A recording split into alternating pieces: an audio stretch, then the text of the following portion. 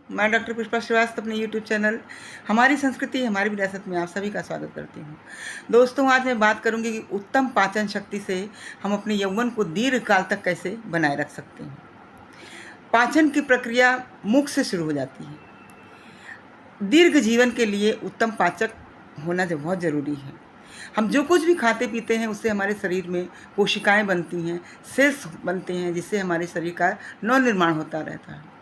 और समय आने पर समय पर ये कोशिकाएं नष्ट भी होती रहती हैं और इनके स्थान पे नई कोशिकाएं बनती रहती हैं। तो यह प्रक्रिया हमारे शरीर में अनवरत जो है चलती रहती है। हमको ये देखना है कि हम जो कुछ भी खा रहे हैं हमारे शरीर में नए सेल्स तो बन रहे हैं, किंतु जो सेल्स विनष्ट हो रहे हैं उनके स्थान पे नए सेल्स बन रहे हैं कि नहीं।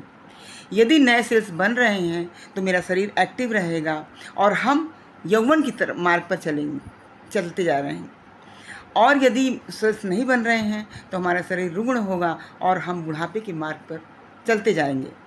तो मित्रों, एक दिन बुढ़ापा तो सबको ही आना है, लेकिन हमें प्रयत्न इस बात का करना है कि जितना खींच सके बुढ़ापे को दूर रखा जाए और अपने को स्वस्थ, सबल और बलिष्ठ बनाने का प्रयास किया जाए। कोशिकाओं का निर्माण भोजन से होता है।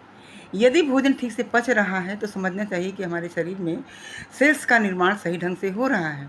यदि भोजन नहीं पच रहा है तो यह जानना चाहिए कि सेल्स का निर्माण सही ढंग से नहीं हो रहा है। जो सेल्स हमारे विनष्ट हो रहे हैं उनके स्थान पर नए सेल्स नहीं बन पा रहे हैं।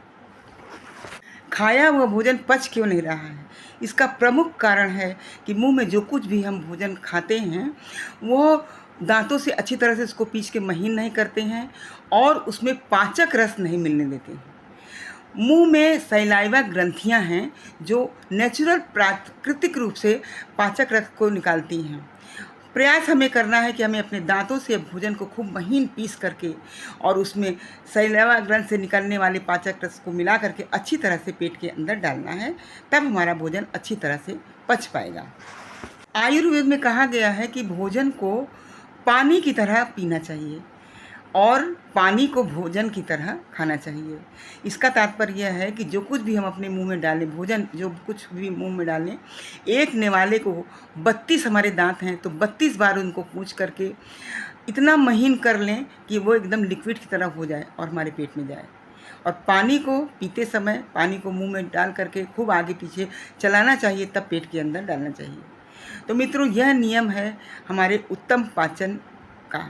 यदि हमारा पाचक तंत्र सही रहेगा तो हमारा यौवन भी चिरकाल तक बना रहेगा। Thank you very much.